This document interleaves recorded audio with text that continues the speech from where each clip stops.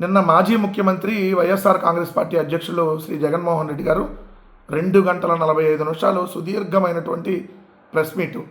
దాదాపుగా ఒక 15 అంశాలు ఈ రాష్ట్రంలో ఈ 18 నెలల కాలంగా ఏం జరుగుతూ ఉందనే దాని మీద పూర్తిగా విత్ ఆధారాలతో ప్రెస్ మీట్ పెడితే, ఆ ప్రెస్ మీట్ పెట్టిన తర్వాత ఆలీబాబా ఏదైతే దొంగల ముఠాలాగా చంద్రబాబు వాళ్ళ దొంగల ముఠ ఏదైతే జగన్మోహన్ రెడ్డి గారు ప్రెస్ మీట్ పెట్టారో దాని మీద మాట్లాడటం చేతగాక వ్యక్తిగత విమర్శలు, ఏదో పట్టుకొని ఏదో అయిపోయిందంటగా కుక్కదోక పట్టుకొని గోదావరి ఇన్నట్టుగా ఏదో జగన్మోహన్ రెడ్డి గారంట పరకామణిలో చిన్న చోరీయే కదా అని అన్నాడంట, దాన్ని పట్టుకొని ఏదో వెంకటేశ్వర స్వామి ప్రతిష్ట దెబ్బతినిపోయిందని చెప్పి ఏదో ఇష్టం ఉన్నట్టుగా ఏది పడితే అది మాట్లాడుతూ ఉన్నారు.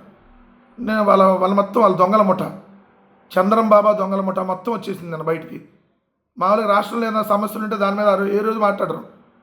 జగన్మోహన్ రెడ్డి గారు ప్రెస్ మీట్ పెట్టగానే మాత్రం కలుగులో దాక్కున్నటువంటి ఎలుకల్లాగా ఈ దొంగల ముఠ అంతా బయటకు వస్తుంది. కొన్ని ఛానల్లో అయితే డైపర్లు వేసుకొని మరీ కూర్చున్నారు యాంకర్లు. మాట్లాడి ఏం మాట్లాడతాను, తిరుమల ప్రతిష్ట అంటే జగన్మోహన్ రెడ్డి గారంట దిగజార్చేశారంట, ప్రతిష్ట అంతా దెబ్బతీస్తారంట. పరకామణి అనేది అంటే వాళ్ళ పత్రికలో కూడా అలా అన్నారు సార్. చూడండి, ఏమంటే పరకామణి అనేది ఒక చిన్న చోరీ అని జగన్ గారు అన్నట్టుగా, వారు 14 కోట్ల ఆస్తులు రాసిచ్చేశారు కదా, సో ఇంకేం దీని మీద రాద్ధాంతం మీరు చేస్తారన్నట్టుగా. అసలు ఆ పరకామణి చోరీకి సంబంధించిన దాంట్లో ఆ పరకామణి ఆ కొత్త బిల్డింగ్ ఏదైతే ఉన్నారో ఆ బిల్డింగ్ని కట్టిందే జగన్మోహన్ రెడ్డి గారు ఉన్నప్పుడు. 2023 ఫిబ్రవరి 5న ఆ బిల్డింగ్లో కార్యక్రమాలు స్టార్ట్ అయినాయి.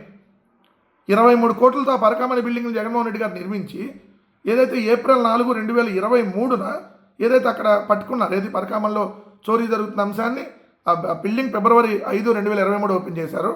మొత్తం అక్కడ 4K HD CCTVs 360 degrees cover అయ్యేలాగా పెట్టారు. పెడితే ఏప్రిల్ 4, 2023న అక్కడ దొంగతనం జరిగిందనేది గుర్తించి అక్కడ ఎంత 72,000 రూపాయల విలువైన సొమ్ముని దొంగలించారు. సో దాని తర్వాత 14 కోట్లు టీటీడీకి వాళ్ళు విరాళంగా ఇచ్చారు. అది లోకాయుక్తలో మేజిస్ట్రేట్ గారి ముందు ఏదైతే దానికి సంబంధించి కోర్టులో జరిగినటువంటిది అది రాజీ. దానికి ఇక్కడ ఏం సంబంధం ఉంటుంది, దానిలో కూడా అక్రమంగా కేసులు పెట్టి ఇరికించాలని చూస్తున్నారు అనేటటువంటి అంశాన్ని నిన్న చెప్తా ఉన్నారు. చెప్తే దాన్ని ఏదో పెద్ద భూతద్దంలో పెట్టి ఒక్కొక్క మంత్రులు వాళ్ళు వచ్చి ప్రెస్ మీట్లు ఇష్టం వచ్చినట్టుగా వ్యక్తిగత విమర్శలు, అడ్డగోలు వాదనలు, అవాకులు అబద్ధాలంట. ఎంపిక చేసుకున్న మీడియాతో 2.43 గంటల ప్రెస్ మీట్. మీ ఇద్దరు గాలి మీడియాను మాత్రం పిలవలేదు, అందరిని పిలిచారు.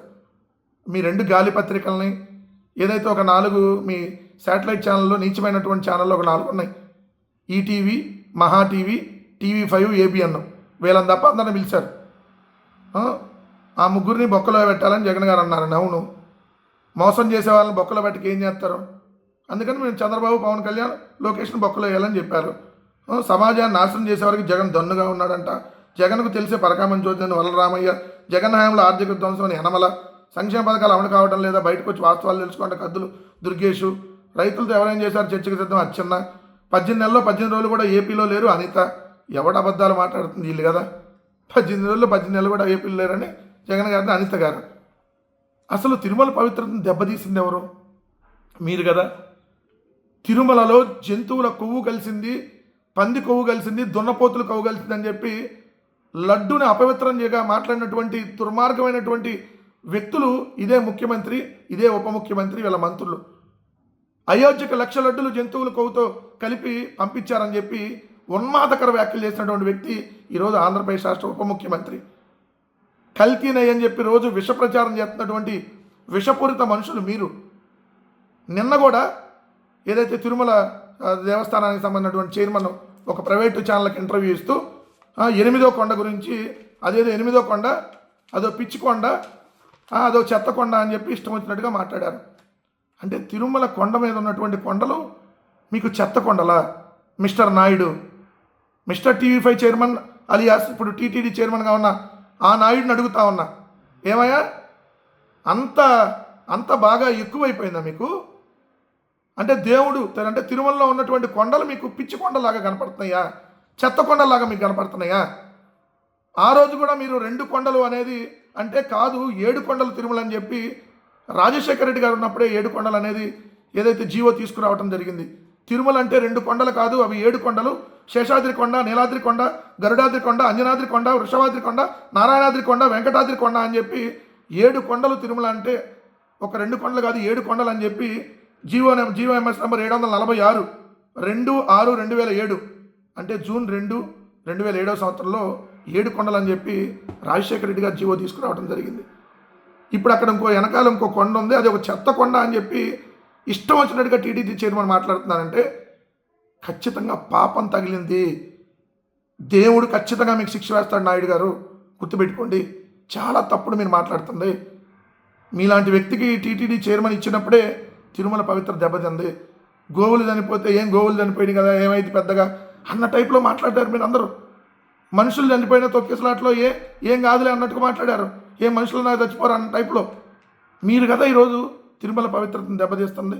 నేను నా ఛానల్లో కూర్చొని ఆ బూత్ కిట్ ఛానల్లో వెంకటకిట్టు మాట్లాడతాడు, తిరుమల పవిత్ర దెబ్బతిందంట. ఎవడప్పుడు దెబ్బతీశాడో ఒకసారి చూడండి.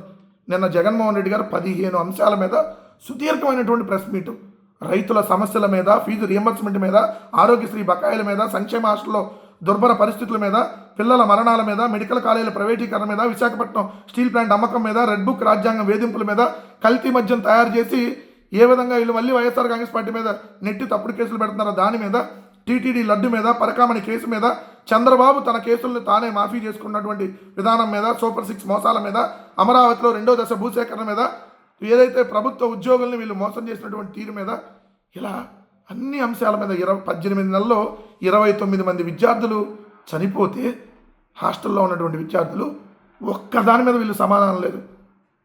జగన్మోహన్ రెడ్డి గారి మీద వ్యక్తిగతంగా టార్గెట్. జగన్ గారంట నోరు జారి బెంగళూరుకి జగన్ చెంపని పెట్టాడు ఆ బూత్ కిట్టు. మీలాగా పారిపోవడం జగన్ గారికి చేత కాదు, ధైర్యంగా ఫేస్ చేయడమే చేతవు. మీలాగా ఏదైతే 10 మంది అంటొచ్చే తప్ప ఏదైతే రాలేనటువంటి దిక్కుమాల స్థితిలో లేరు. నోరు జారటాలు ఏదైతే అవన్నీ మీకు అలవాటు. జగన్ గారు చాలా పద్ధతిగా మీకు నిన్న చాకిరేవు పెట్టాడు కాబట్టి దాని మీద ఎవరికి సమాధానం చెప్పేటటువంటి మగతనం, దమ్ము, ధైర్యం లేక ఈరోజు ఈ నీతిమాలిగా చర్యలకు మీరు పాల్పడుతూ ఉన్నారు, వ్యక్తిగత విమర్శలకు పాల్పడుతూ ఉన్నారు, వ్యక్తిగత దాడికి పాల్పడుతూ ఉన్నారు అనేది క్లియర్గా ఈరోజు మరొకసారి స్పష్టంగా కనపడింది. ఎప్పటికైనా జగన్ గారు అడిగిన దానికి ఎవడన్నా మగతనం ఉంటే సమాధానం చెప్పండి. చర్చకి మేము రమ్మంటే రావడానికి మేము సిద్ధంగా ఉన్నాం. రైతులకు సంబంధించిన ఏ అంశమైనా సరే ఓపెన్ చేయాలంటూ మీ కూటమి పార్టీలు చర్చలకు మేము సిద్ధం.